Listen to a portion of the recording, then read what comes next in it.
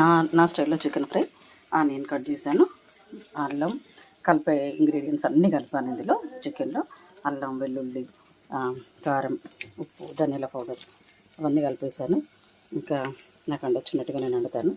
వంట అన్నీ నూనెలో గోడించుకొని ఫస్ట్ వంట కూడా రెడీ అయిపోయింది. కొన్ని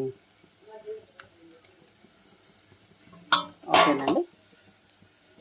మా అత్తమ్మ నేర్పించింది చికెన్ వండడం నాకు. మా అత్తగారు మెచ్చే స్టైల్లో నేను వండుతాను. అండి మా ఇంట్లో మేము ఈరోజు కాళేశ్వరం వెళ్ళొచ్చాం, కానీ కాళేశ్వరం, గీలేశ్వరం, జాంతనహి అన్నిటి ముద్ద దిగదు మా ఆయనకు. చికెన్ రొయ్యలు, బొమ్మిడిలు, చేపలు లేదు, వండక తప్పదు, వండాలి. ఏంటంటే మా అత్తమ్మ మేము ఫాస్టింగ్ ఉండి కూడా వీళ్ళకి వండి పెట్టేవాళ్ళు. మాకు అదే అలవాటు. మా ఇంట్లో మొగ్గులను బాగా చూసుకుంటే వాళ్ళని హీరోలాగా చేస్తాం. ఇగో కొన్ని ఉల్లిపాయలు వేసిన, కావాల్సిన అన్నీ వేసానండి ఇందులో.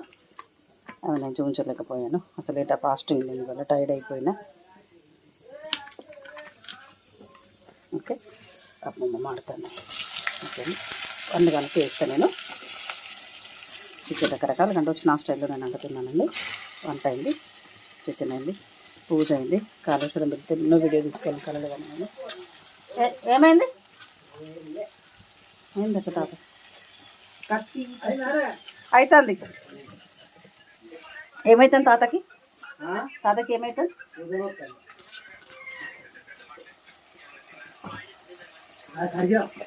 అప్పుడు తిన్నావా?